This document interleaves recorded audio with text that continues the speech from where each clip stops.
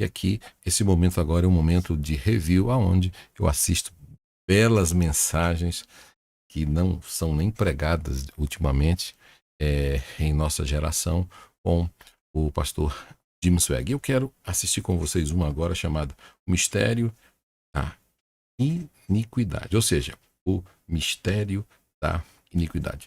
Fica comigo aí, não esqueça de curtir, compartilhar e se inscrever aqui no YouTube e também em todas as nossas redes sociais. Vamos assistir. Obrigado a você, Janete, e a todos os músicos. Os que trouxeram a Bíblia, abram-na, por favor. Em 2 Tessalonicenses, Paulo escreve à igreja de Tessalônica e diz: o mistério da iniquidade já opera e aguarda. Somente que seja afastado aquele que agora o detém.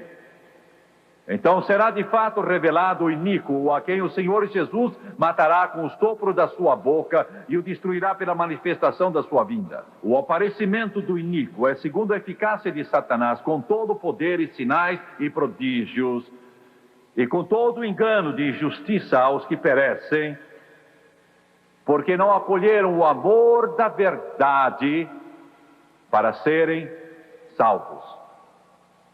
Vou tomar como tema as palavras do apóstolo Paulo, tiradas do versículo 7, o mistério da iniquidade. O mistério da iniquidade.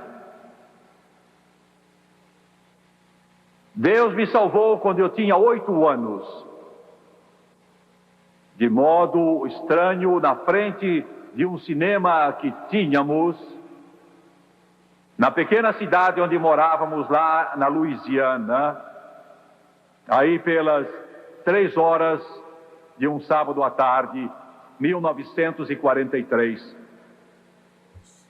E meses depois me batizou no poderoso Espírito Santo. Eu estava falando com minha esposa há dias sobre nossa netinha, que dentro de algumas semanas deverá completar 8 anos. A mesma idade que eu tinha ao ser batizado no Espírito. Eu me lembro da grande fome que eu tinha, apesar de criança. Eu me lembro tão vívido como se tivesse sido ontem.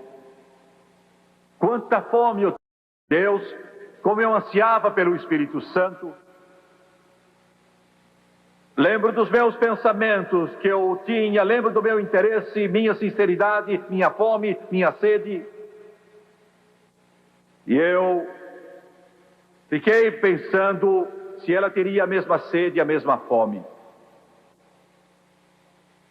Isso se deu em 1944, eu tinha 9 anos.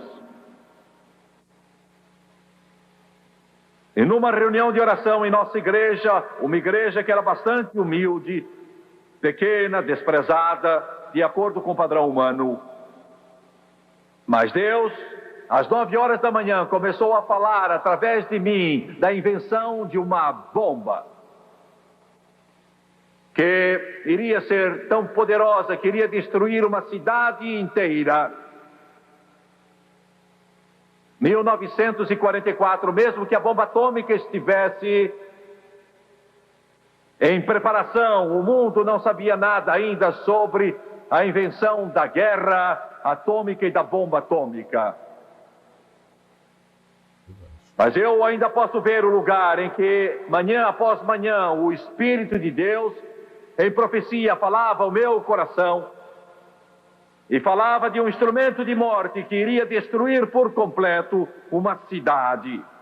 Eu vi a bola de fogo, eu vi a fumaça, vi os moribundos, a morte, a agonia, o sofrimento, a tristeza. Quando Deus me chamou para começar no rádio e televisão e cruzadas de evangelização, tenho visto a ação de Deus, tenho visto o Espírito de Deus agir não só nesta nação, mas no mundo.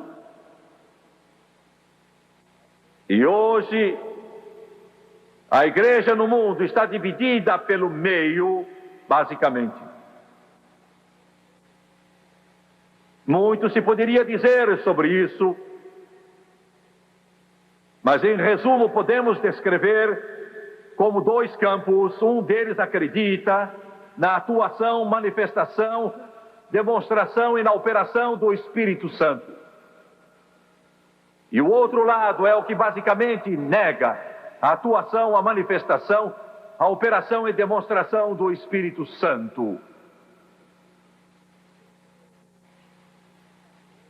O meu primeiro comentário hoje vai girar em torno da declaração de Paulo, na qual ele diz: sem que primeiro venha a apostasia. A expressão apostasia não quer dizer a pessoa se perder ou ela se afastar da fé, quer dizer a perda do controle, uma queda espiritual lenta, de modo que o que antes estava no coração vai se apagando aos poucos.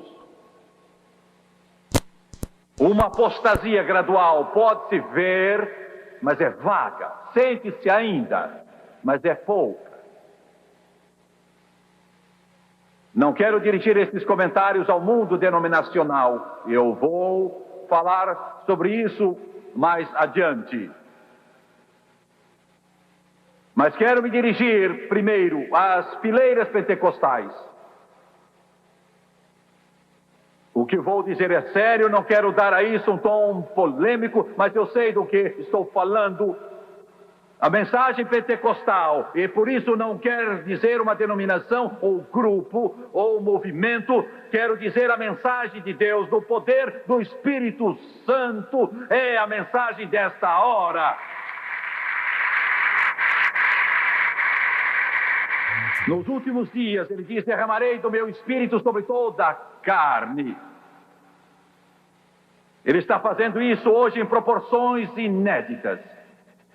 E há uma coisa que precisamos entender: o derramamento do Espírito Santo quer dizer muitas coisas, mas uma delas é que ele é um sinal de que as coisas estão prestes a se encerrar, fechar, concluir. Jesus vai voltar.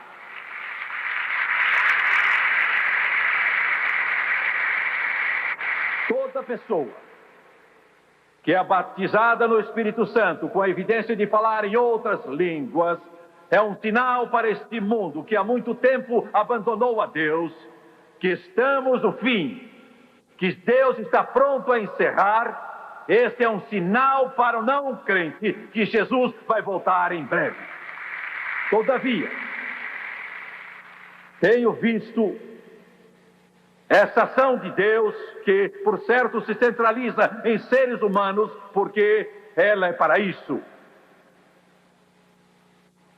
E naturalmente há líderes espirituais, e naturalmente há movimentos e há grupos diversos nessa corrente do Espírito. Sou grato a Deus 1.000.000 de vezes pelo que estou vendo e pelo que tenho visto e por aquilo que eu ainda vou ver. Mas eu vejo sinais perigosos nesta apostasia que está chegando, sinais que perturbam, que magoam, que apertam o coração.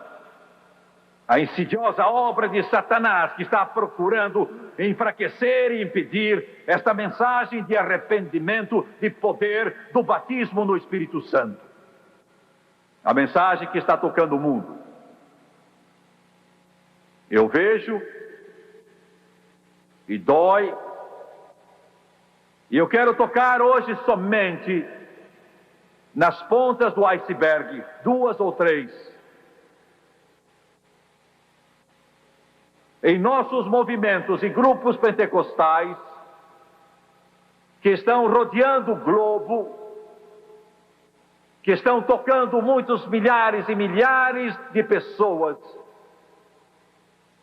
Hoje há muitos que estão deixando a total dependência do Espírito Santo e confiando em sua cultura. Isso me preocupa. Eu estava em Los Angeles numa campanha há pouco tempo e estive no número 300 da Rua Azusa, e foi ali que o poder do Espírito Santo caiu no começo deste século.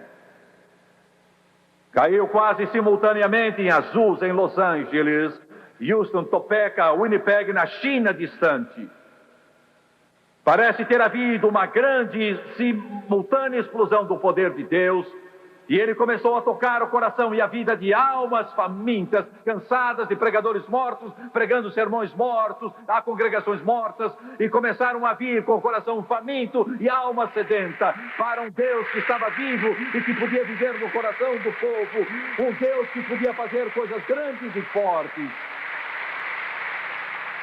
Foi o princípio do cumprimento do capítulo 2 de Atos, onde o Senhor prometeu derramar seu Espírito sobre toda a carne. Todavia, de modo geral, a maioria do povo que experimentou a grande plenitude do Espírito Santo na época era da classe mais baixa da sociedade. Ouçam.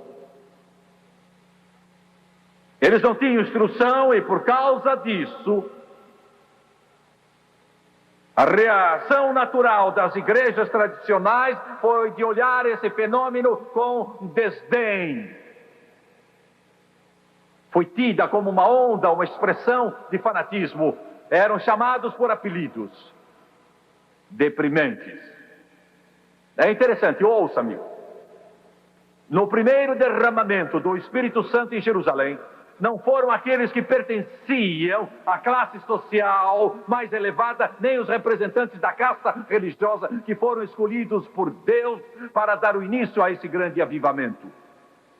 Foi um grupo de gente simples, sem representação social, da classe mais humilde da sociedade, que recebeu esse grande dom. Foi só mais tarde. Uns poucos das altas camadas entregaram a vida a Jesus Cristo. E hoje, neste último derramamento do Espírito Santo, Deus escolheu penetrar num segmento da sociedade sem parecer nem formosura, sem beleza para que o desejássemos. Se você olhar para o princípio dessa chuva serôdia, não verá universidades, nomes importantes em catedrais envolvidas. Estão ouvindo? Só gente simples que confiou em Deus e se firmou em sua palavra. E quando esse movimento explodiu daquele modo, ele transbordou para os grupos religiosos mais respeitáveis e logo a sede, pela cultura intelectual, começou a surgir. E hoje, o interesse crescente pela cultura surgiu nos círculos pentecostais e tornou-se uma coqueluche. Agora, eu não me oponho à cultura, eu tenho uma universidade. Mas eu fico pensando se essa atenção voltada à cultura não prejudica o fluxo desse movimento do Espírito Santo. Estamos vendo hoje universidades e até mesmo seminários que voltaram as costas por completo a Deus. Estão pregando o humanismo secular e zombando da palavra de Deus. São mestres com coceira nos ouvidos. Como é que a luz e trevas podem se misturar? Como óleo e água podem se misturar? Será que Deus pensa do fato de trazermos esses filisteus pagãos dentro do Santo dos Santos? Há alguma coisa errada com a cultura? Não. Deus não aprecia a ignorância. Mas pode tornar-se um erro se nos voltarmos para ela em vez do Espírito Santo.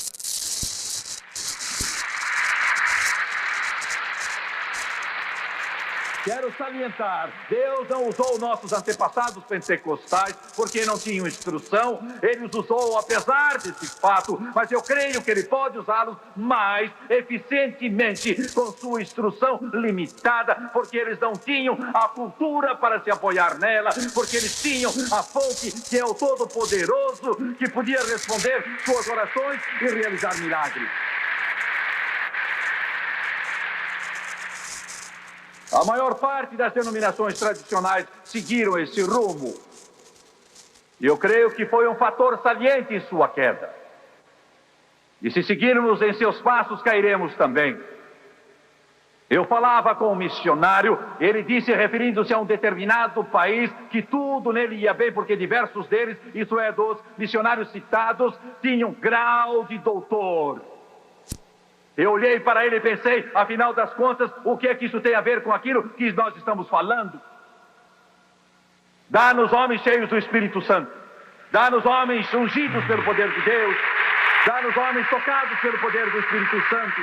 Dá-nos homens que o Espírito atua e o rio de Deus corre. É o que precisamos para nossas igrejas, para nossos púlpitos, para nossos auditórios, para nossas catedrais, para nossos templos. Homens cheios do Espírito Santo.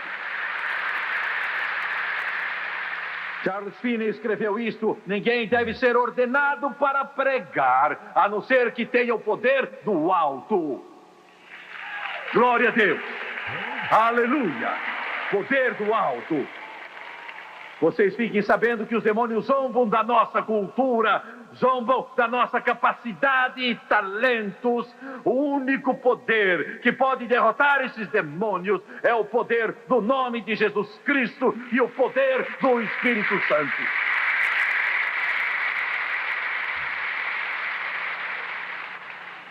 Não me oponho à cultura. Nós não nos opomos à cultura. Mas ela não é a solução para aqueles que a buscam para resolver os problemas deste mundo. Só a unção do Espírito Santo pode libertar o cativo.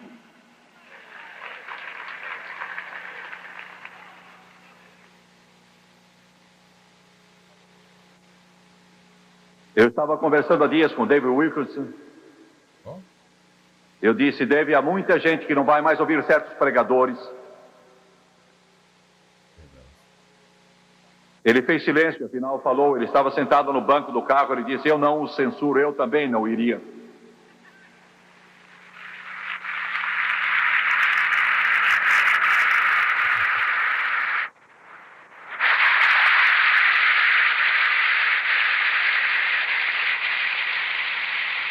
Vocês não estão olhando para um evangelista que acaba de chegar de um cinema. Vocês não estão olhando para o evangelista que vende imóveis como um biscate. Vocês não estão olhando para o evangelista que está em busca de outro diploma. Vocês estão vendo o evangelista que tem chorado diante do trono do Todo-Poderoso, que tem segurado os chifres dos altares, que tem dito, ó Deus, enche a minha alma, faz com que o fogo do teu altar queime meu coração, até que eu ouça do céu, até que Deus fale, porque só Deus pode mitigar a sede no coração dos homens hoje. Deus, dá-nos homens que receberam do céu, dá-nos pregadores que receberam do céu, dá-nos homens que receberam do céu, dá-nos evangelistas que receberam do céu, dá-nos ministros que receberam do céu, dá-nos pastores que receberam do céu. Quero perguntar aos pastores que me ouvem na televisão, se a sua igreja ou ministério acabasse, prejudicaria o diabo? Dá-nos pregadores que assustem o diabo no inferno e assustem o inferno do diabo. Glória. Pregadores que digam que sentem e sentem o que dizem. Pregadores que ouviram do céu e que conhecem o livro e creem que Jesus Cristo é o mesmo ontem, hoje e sempre.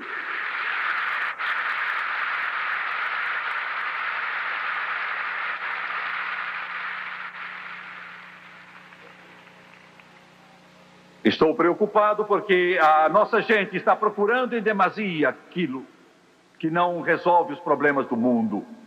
Segundo, vocês não vão gostar disso.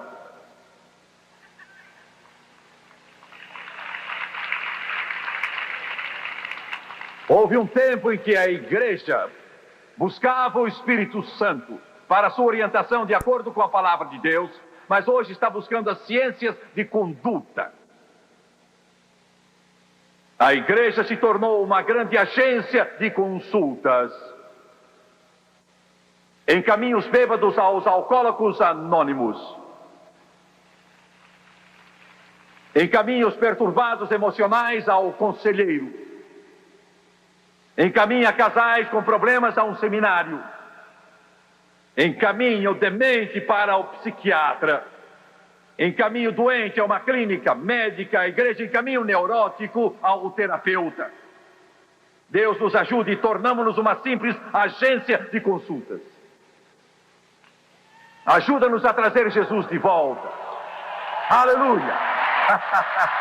Ele impunha as mãos do doente, ele ficava curado, e o velho livro diz que a oração da fé salvará o doente. Eles levavam a ele o demente e não levavam ao psiquiatra, e quando levavam a ele, ele dizia: em meu nome expulsareis demônios, em meu nome poreis as mãos nos doentes e serão curados, em meu nome direis essas coisas poderosas e ouvirei e responderei, em meu nome. Glória a Deus.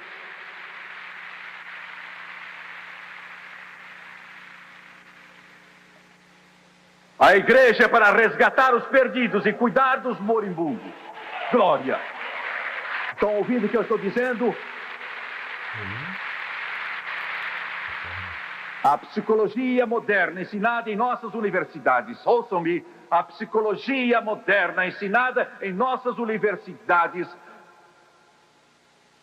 se baseia no humanismo secular, evolução e ateísmo. Tentamos passar uma camada de verniz na palavra de Deus e este caldo insípido surge como um aconselhamento cristão. E pode ser o maior cavalo de Troia de todos eles. Algumas senhoras que aqui estão pensando: será que joguei o dinheiro fora indo ao psicólogo? Pois foi o que aconteceu.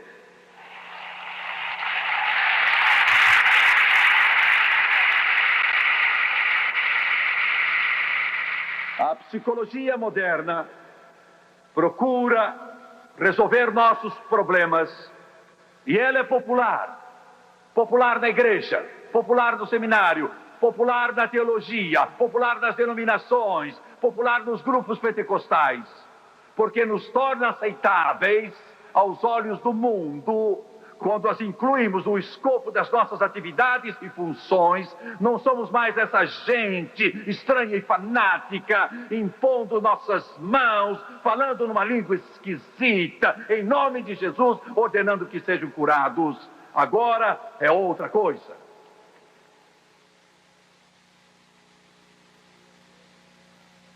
Porque a igreja equilibrada era antes um centro de atividade espiritual. Nós críamos no poder da oração. Críamos que Deus responde à oração. Críamos em clamar a Deus. Mas hoje a reunião de oração degenerou em uma espécie de seminário, com pouco de verdadeira oração. Antes do pastor Wilson morrer, ele me disse: construiu uma grande igreja em Kansas City anos atrás. Ele disse, Jimmy Swaggart, que um dia as autoridades vieram e me trouxeram uma intimação. Ele perguntou: o que é que está errado? Disseram: bem, nós temos uma queixa contra a sua igreja. Hoje em dia nós nunca temos qualquer reclamação contra nossas igrejas. As queixas que temos são: o ventilador não funciona bem.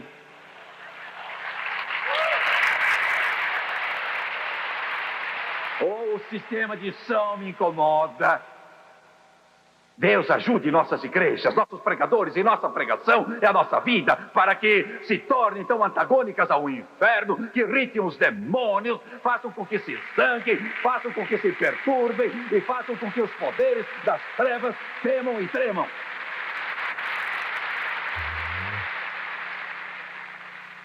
Ele disse: eu não entendo.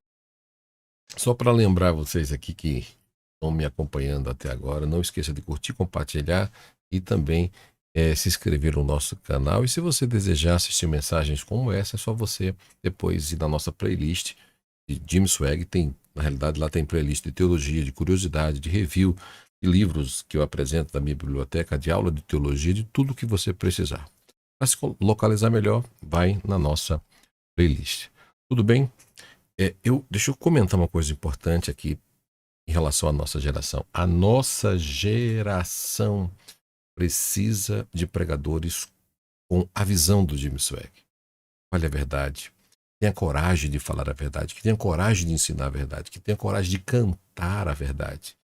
E porque a mentira está tomando conta dos púlpitos e não se fala mais a verdade. E quando se fala a verdade, as pessoas não aceitam uma verdade vindo da própria palavra de Deus por causa do evangelho chavão, do evangelho coach, do evangelho da prosperidade, do evangelho de tantas faces, tantas apresentações, mas não são evangelhos genuínos que fazem uma exposição bíblica da palavra de Deus. Então, a minha oração, até para os alunos inscritos, é que nós que temos a oportunidade hoje de falar, de anunciar, de estar em cima de um púlpito, de anunciar o evangelho, que você fale a verdade, que você entregue tudo aquilo que Deus colocar no seu coração. Então, eu tenho assim, a maior satisfação de compartilhar com vocês essas mensagens do Jim Swag, acompanhar com vocês, fazer react aqui, até mesmo para você que está começando, você que é um novo pregador, você que está começando agora, que quer melhorar. Eu sei que aqui está num auge maravilhoso, mas já está num auge que dá para você entender o que é a verdade. Ele está pregando, mas ele está usando um som audível, está falando a verdade, está falando cheio do Espírito Santo, uma comunicação audível, fazendo com que as pessoas entendam. Então, ele usa, além de usar as técnicas, ele usa toda a experiência que ele tem também, aquilo que Deus tem feito no seu ministério. Então, vamos usar tudo isso, ministério, unção, graça, poder, e deixar Deus usar as nossas vidas, e vamos fazer com que os púlpitos em que você pregue, que eu pregue, venhamos fazer juntos a diferença.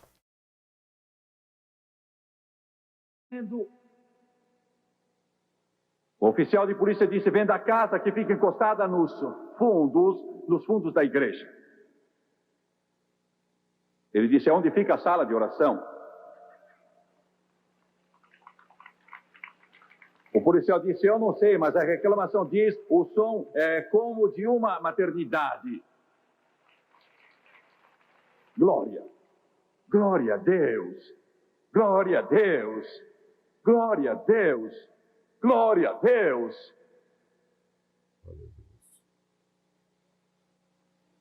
Mas a coisa está mudada hoje. O centro de atividade da igreja gira em torno do conselheiro. As igrejas maiores têm centros de aconselhamento. Todos os membros são convidados a ir aos conselheiros.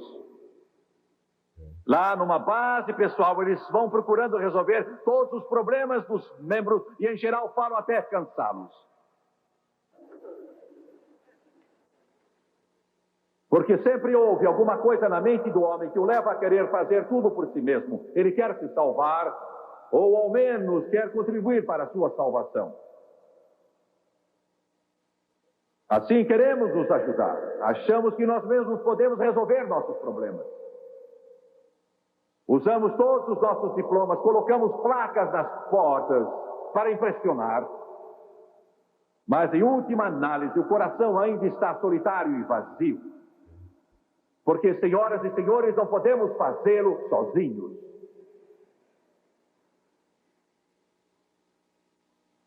Há dias eu recebi uma carta de um jovem que estava muito zangado comigo, era pentecostal também e era pastor. E ele disse: seus métodos não funcionam. Você já percebeu como isso é realmente absurdo? Eles têm funcionado por 6.000 anos. Deram certo com Pedro, deram certo com Paulo, deram certo com Silas, deram certo com Barnabé, deram certo com Abel, deram certo com Abraão, deram certo com Isaac, deram certo com Jacó, deram certo com Salomão, deram certo com Davi, deram certo com Samuel, deram certo com todos esses grandes heróis da Bíblia e estão dando certo ainda hoje. Isso vai aborrecê-lo. Ele me disse na carta que uma pílula era a resposta. Porque psicólogos cristãos, entre aspas, tinham fornecido a receita da pílula e estava resolvendo seus problemas. Quero fazer uma afirmação que vai irritar a todo mundo. Tenho pensado nisso há dias. Eu não estou certo que haja essa coisa de um psicólogo crente.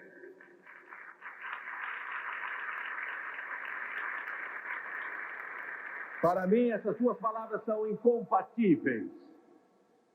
Existem crentes, existem psicólogos, mas eu não estou certo de que as duas combinem. Vocês, telespectadores, riam de mim se quiserem, zombem se quiserem, mas é o que eu penso. Conheço algo melhor, um derramamento do Espírito Santo, no qual o Espírito Santo penetra no coração das pessoas e os olhos se enchem de lágrimas e o poder de Deus penetra no coração e arranca o problema e os homens então se ajoelham ao pé da cruz e Jesus realiza a obra no coração e na vida deles e eles têm um avivamento à moda antiga no fundo da sua alma, se levantam livres e se levantam felizes e se levantam cheios e se levantam alegres e se levantam cheios do Espírito Santo. Essa é a maior terapia e a maior psicologia que o mundo já viu.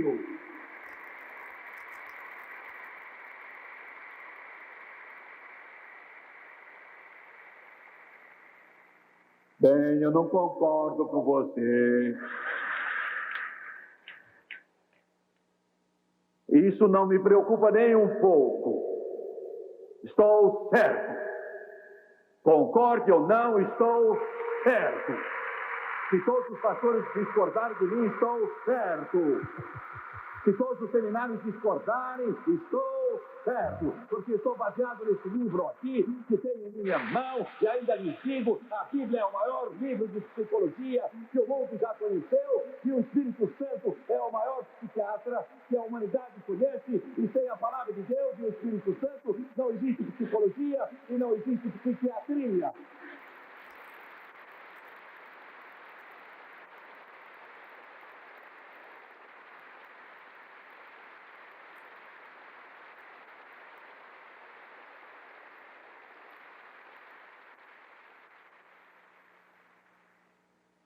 As igrejas pentecostais estão caindo nessas arapucas. E as ciências do comportamento tomam o lugar do Espírito Santo. Temos mais seminários de família do que antes e mais divórcios. Já perceberam? Só para quem está entrando agora, assistindo agora pela primeira vez, a mensagem pregada quase 40 anos atrás. Olha como é uma mensagem atual. Parece que ele está falando para hoje, pleno século XXI, 2023. Olha a mensagem, bem atual. Parece até que não existe passado. Senhor, preciso da tua ajuda.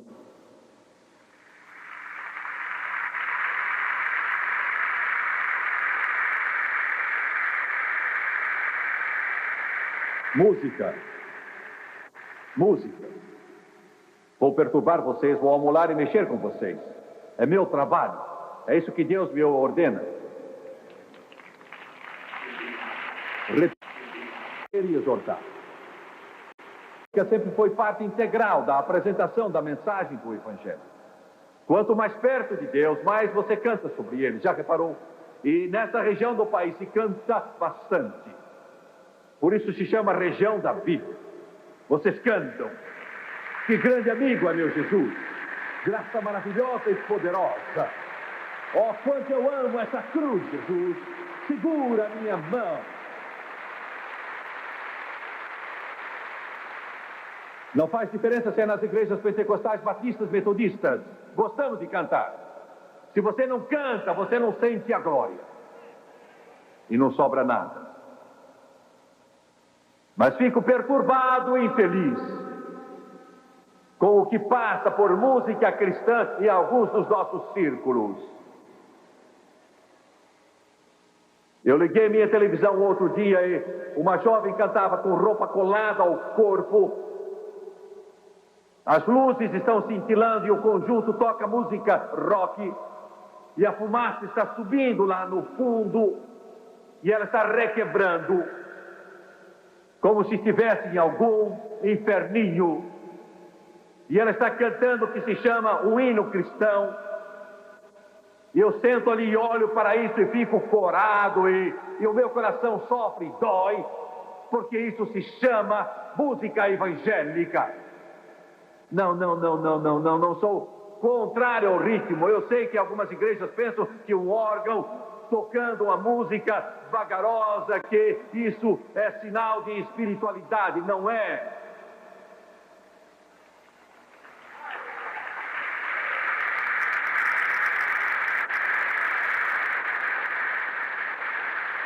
Mas eu creio que a música de Deus é para adorar. É para adorar. Ou ela produz alegria no seu culto a Deus, ou ela produz alegria em você como expressão de culto.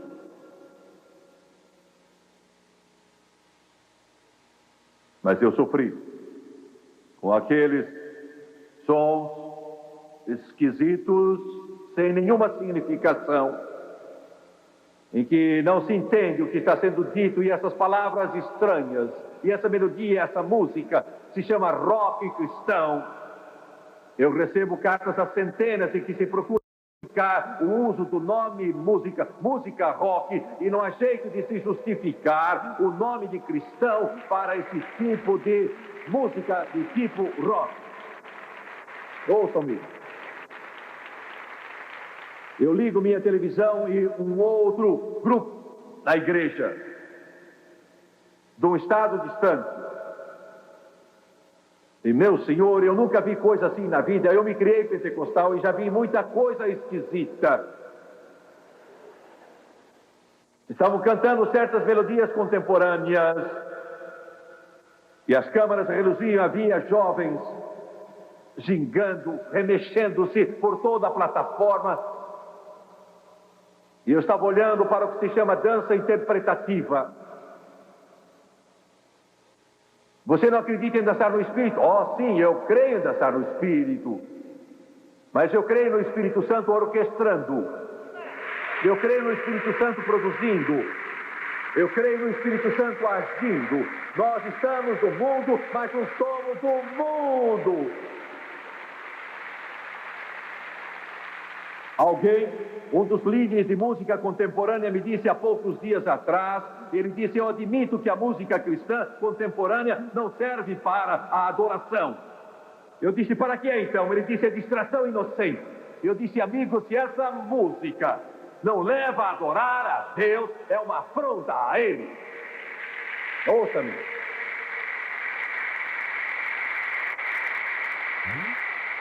Eu estava à mesa há dias com duas pessoas a quem eu respeito, e eu tive que curvar minha cabeça e admitir que muito do chamado rock evangélico contemporâneo vem de artistas pentecostais e de igrejas pentecostais. O pastor me disse há dias: você se opõe a isso porque não se interessa por nossa juventude. Talvez eu até me interesse demais.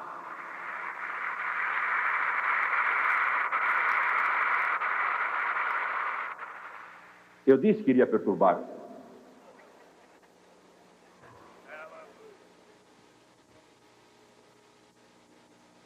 Uma senhora nos escreveu há dias e disse: fui ver o meu pastor e disse: por que não cantamos mais hinos como Seu Sangue Tem Poder, ou Glória ao Seu Nome, ou Rocha Eterna?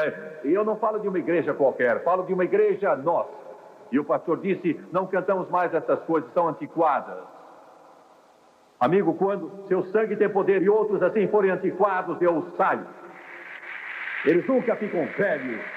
Eu sempre hei de amar essa rude cruz. Eu sempre hei de amar essa rude cruz. E sempre vou cantar graça maravilhosa, ó doce som. Alguém diz: está ganhando a mocidade. Não ganha o jovem, como o álcool não ganha o bêbado. Gente, repetindo, isso é mensagem de 40 anos atrás. Olha o Brasil hoje, olha a juventude de hoje. Olha o que estão fazendo nas igrejas. Olha as mudanças que estão acontecendo. Olha o que está acontecendo no Brasil em relação à juventude e que muitas igrejas estão fazendo. Parece que está pregando para hoje. Por isso que eu amo a palavra.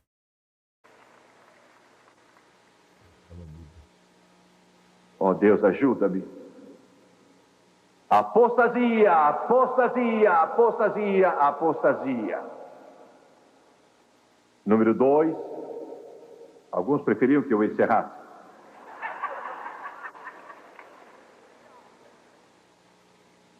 Sem que primeiro venha a apostasia e seja revelado o homem da iniquidade. Satanás tenta fazer parar o avanço pentecostal para fazer parar essa atuação de Deus, tenta impedi-la, enfraquecê-la, tenta diluí-la. E quando chega a apostasia, o homem da iniquidade se revela ao anticristo. E hoje o espírito do anticristo está no mundo. O homem do pecado está no mundo. Estava no mundo nos dias de Paulo e se mostra cada vez mais evidente hoje. E hoje o cenário é pior do que nunca. Deus falou ao meu coração hoje de modo claro e me disse que muitas nações do mundo estão entrando em seu tempo mais perigoso. Você pergunta se o que eu prego tem a ver com tudo isso? Tem muito a ver com isso. Estamos no período mais perigoso em que já estivemos.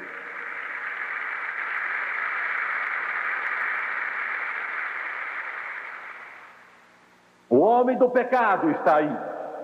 Engano, o espírito do anticristo. Hoje o sistema público educacional em muitos países quase está sendo dominado completamente pelo humanismo.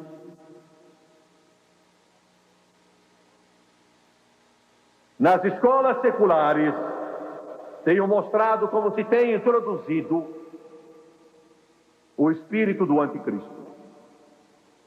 Daquilo que está acontecendo no mundo e já está sendo preparado para vir.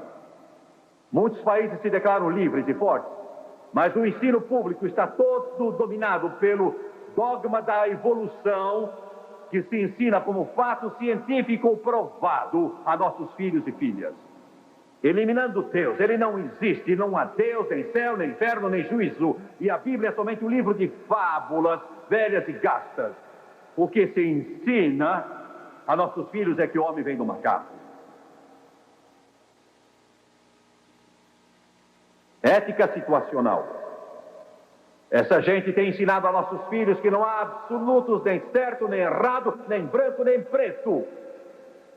Tudo depende. Se a população é muito grande, pratica-se o aborto, matam-se crianças. Se isso não resolver, matem-se os velhos. Ética situacional. Nada está certo, nada está errado. É o que estão ensinando a seus filhos nas escolas públicas. Nega-se e zomba-se do cristianismo. Dizem que não há sobrenatural, nem Deus, nem salvação, nem céu, nem inferno, e Jesus não ressuscitou dos mortos. Ensinam a seu filho que a divindade está no homem. Nas escolas públicas ensinam liberdade sexual. A educação sexual é incentivada e podia chamar-se moralidade sexual pública. Porque a educação sexual sem moral, sem recato, sem pudor, sem castidade, sem abstinência, sexo, dizem eles, é uma função animal. Por isso o aborto, o sexo pré-nupcial e o homossexualismo são perfeitamente aceitáveis e são ensinados nas escolas públicas. Quero lhe dizer uma coisa, senhorita. Você evita problemas se tão somente seguir este livro.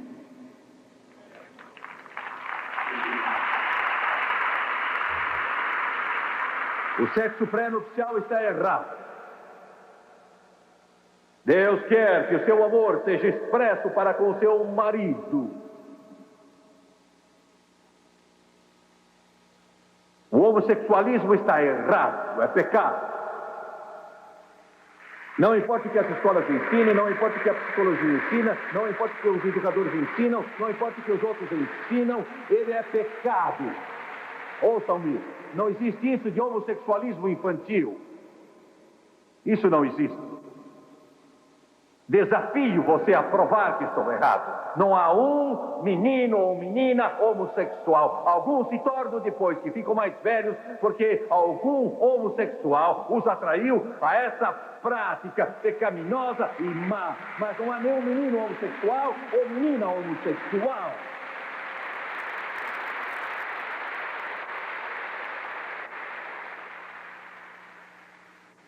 Ensino nas escolas públicas liberdade de leitura, dizendo que a criança deve poder escolher aquilo que ela deseja ler, mesmo que seja pornográfico.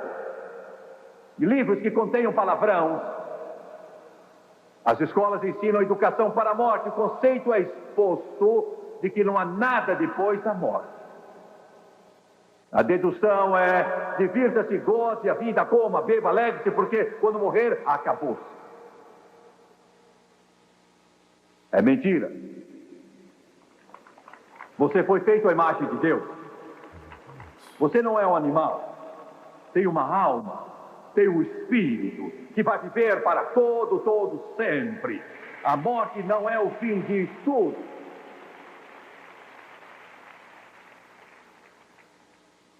Resignadamente pagamos nossos impostos para preparar terreno para os educadores humanistas ateus fazerem a lavagem cerebral. Eu descrevi para vocês de maneira resumida o que se ensina nas escolas públicas, agora que vocês ouçam o que não pode ser ensinado nelas. Não pode ser ensinado em nossas escolas que Deus é o Criador e que Jesus é o Filho de Deus. Isso não se ensina. O fato que Deus, no princípio, criou os céus e a terra e Deus fez o homem, não pode ser ensinado como fato científico em nossas escolas. Não se ensina a moral absoluta. O ponto de vista bíblico do sexo não se ensina. Não se ensina que o homossexualismo está errado em nossas escolas.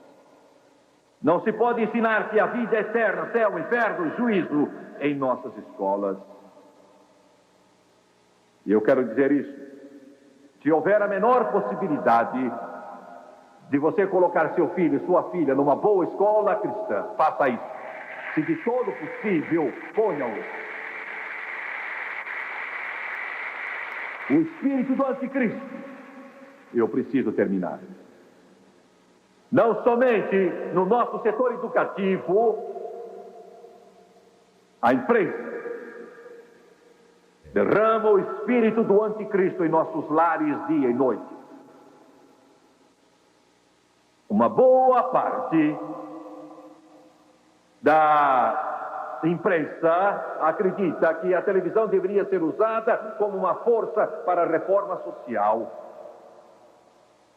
Isto é, anarquia aberta, socialismo e totalitarismo socialista.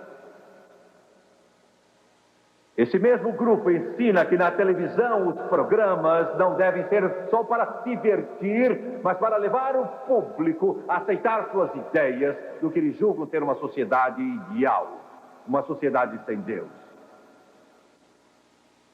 Por isso que a imprensa não gosta de mim, porque eu digo ao mundo exatamente o que vocês são.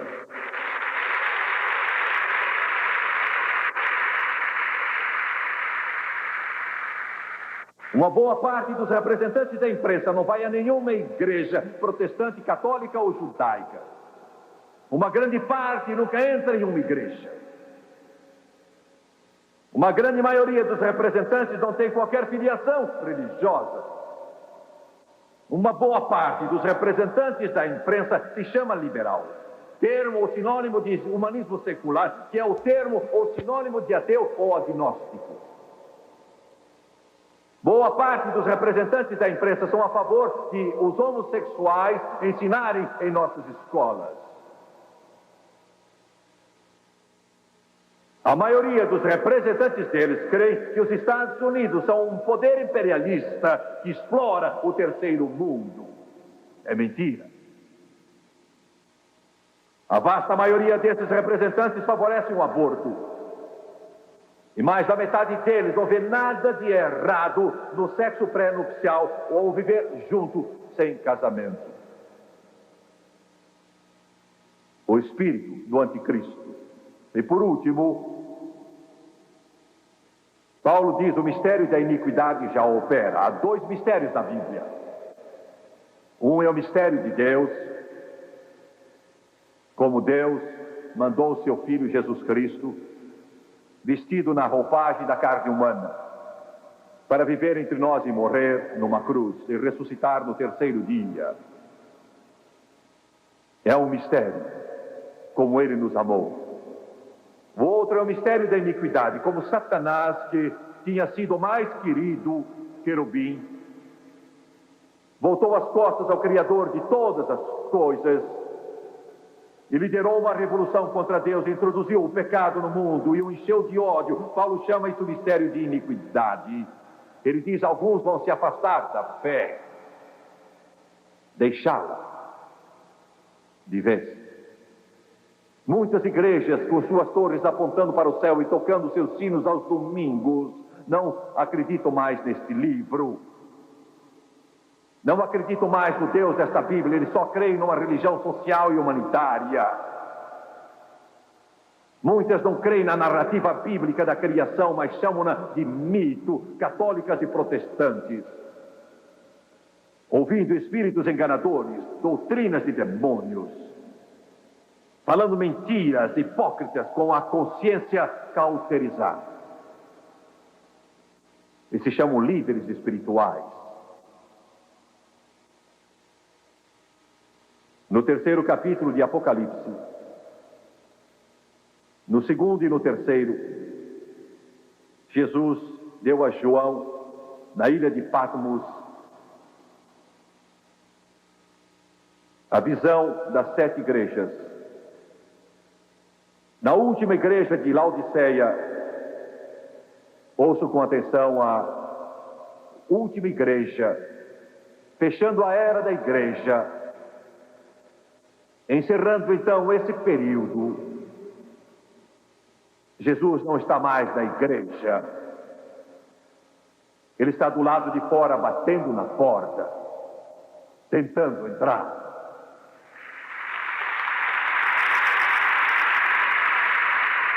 Estão me ouvindo? Jesus, o cabeça da igreja, diz no Apocalipse: eis que eu estou à porta e bato, tentando entrar.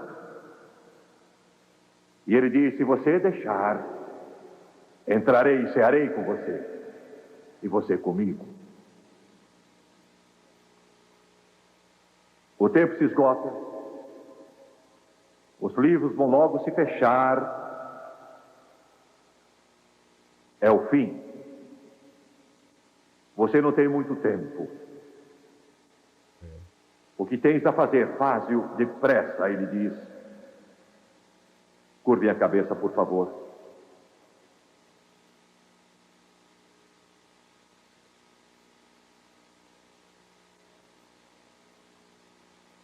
Pai, eu entreguei a tua mensagem. Peço-te agora que a porta se abra e os corações famintos te deixem entrar. Eu te peço em nome de Jesus que tragas o desviado ao lar, que o pródigo diga: porque como estas bolotas, meu pai tem abundância de pão, vou voltar. Eu te peço hoje, amado Deus, que o teu Espírito ache o abrigo no coração de milhares que estão neste ginásio. Peço isso no nome de Jesus. Curvem a cabeça e fechem os olhos. O sol se põe. Eu sei do que estou falando. Deus já me disse, eu sei. Ele me disse há dias, eu vou protelar o juízo por mais algum tempo. O mundo será julgado, mas eu vou esperar mais um pouquinho. Porque eu quero congregar todos que eu puder. Sua esposa tem orado por você, meu amigo. O tempo está acabando, é melhor apressar-se. Jovens, as coisas desse mundo nada têm para você. Jesus tem tudo. Não demore. Venha logo. Alguns de vocês já demoraram muito tempo. Ele está dizendo, é melhor você entrar. A tempestade vem. Bem-vindo, ouviu? A tempestade vem aí. Eu sinto, eu percebo, eu sei do que estou falando. Esta é a hora, esse é o momento. Acerte com Deus. Ponha a sua casa em ordem. Resolva de vez a sua situação. Entre agora na arca. Você me ouve? Entre na arca. As chuvas vêm, a tormenta vem. Ele já disse que ela vem. Não demore, o relâmpago já brilha no céu, ouve-se o barulho dos trovões e Deus está dizendo a cada um aqui, todos a bordo depressa. Quantos desejam dizer, Jimmy Swaggart, estou afastado, sou um desses de que você falou. Preciso oração, preciso voltar a Deus, preciso resolver meu problema e tomar um novo rumo. Eu tenho pecado, preciso perdão, preciso Jesus. Quantos querem erguer a mão dizendo, ore por mim? Quantos? Muito obrigado. Deus ama você.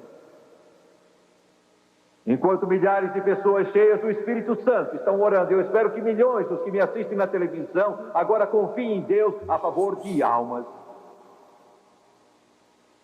Vou pedir que todos desse auditório se levantem, todos se levantem.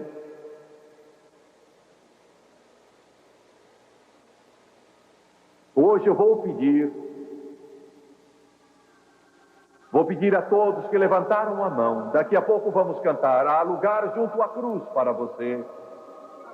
E eu vou pedir a todos que ergueram a mão por este ginásio, eu vou pedir que venham. E quando vierem, estou certo que Deus vai tocar o seu coração e vocês irão ver.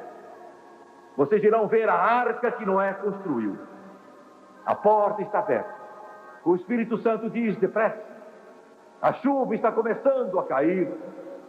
As nuvens estão crescendo, pesadas dos céus, e coriscantes raios de juízo estão brilhando pelo firmamento.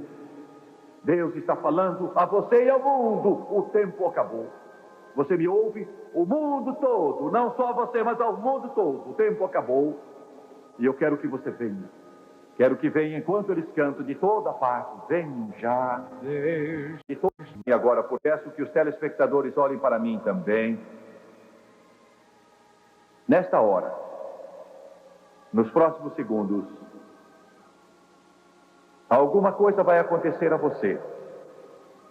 E 10 anos, 50 anos, 100 anos, 1000 anos, 1 milhão, 1 bilhão, 1 trilhão de anos daqui, você estará cantando nas colinas da glória. Você estará feliz para todos sempre, por aquilo que Jesus fez por você neste dia memorável aqui. Onde você estiver, em sua casa, num hotel, numa sala, num lugar público, em alguma parte do mundo, em que estiver, Jesus irá entrar em seu coração. Hoje, se você o deixar, ele será mais que um nome, um simples homem, uma figura histórica.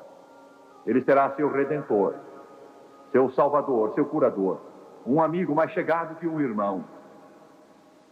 Hoje, se você se tornar escravo dele, você diz, Jimmy, não gosto dessa palavra. Antigamente, quando o Senhor dizia, você está livre, o escravo então dizia a seu mestre, eu te amo muito, és bom para mim, eu não quero ser livre, quero servir-te sempre. Então eles furavam a orelha dele, e aquele furo significava que ele livremente se entregava. Agora, hoje, você vai dizer como o grande Paulo disse, Jesus, Fura minha orelha. Quero pertencer a ti para sempre, a partir de agora.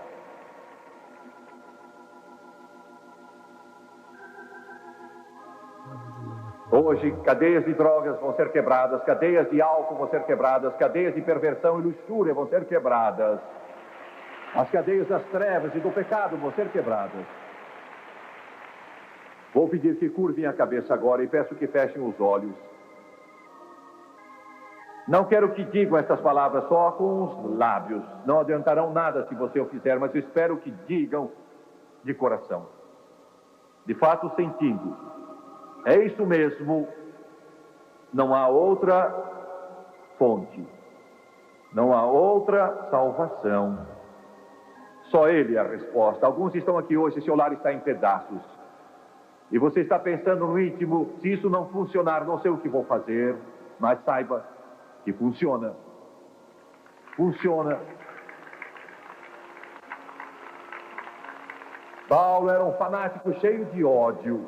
E Deus o mudou no maior apóstolo de amor de todo mundo. Ele mudará você. Agora eu vou orar e quero que você repita depois de mim. Eu quero que você creia de todo o coração. Esta é a sua hora. Jesus pagou o preço no Calvário. Vamos orar. Amado Pai Celestial, sou pecador. Preciso de ajuda. Sinto-me só. Cometi alguns grandes erros. Tem misericórdia de mim. Limpa-me agora com teu precioso sangue, de acordo com a tua palavra. Empenho meu passado, presente e futuro. Romanos 10, versículos 9 e 10. Com a boca aceito Jesus Cristo e o confesso como Senhor, e em meu coração eu creio que Deus ergueu Jesus dos mortos e agora Ele está vivo. Eu aceito para o tempo e eternidade Jesus Cristo como Salvador. Eu aceito de todo o coração. Agora mesmo creio nele. Estou salvo. Estou salvo. Estou salvo. Graças a Deus, graças a Deus. Mais uma bela mensagem que acabamos de ouvir aqui no nosso React. Jim Swag. Olha, eu vou falar para vocês. Não tenho dúvida aqui que todos vocês aqui gostaram desta mensagem especial. Deus possa continuar abençoando a vida de todos vocês. E como eu sempre tenho comentado e falado com vocês, ele falou aqui com muita ousadia, com muito entendimento, com muita graça, uns assuntos muito importantes. Que Deus possa continuar te abençoando, Deus possa continuar te usando, e que não esqueça de curtir, comentar, compartilhar os nossos vídeos. E se você desejar estudar um curso básico em teologia, curso médio em teologia e um curso bacharel em teologia, é só você entrar em contato conosco no número do nosso site, teologiaalcancetodos.com.br. Se você desejar desenvolver na pregação da palavra, nós temos um curso de Aprenda a Pregar, expondo sermões, que vai te auxiliar, te ajudar muito. Deus abençoe sua vida. Não esqueça de comentar, curtir, compartilhar. Obrigado, gente. Deus abençoe.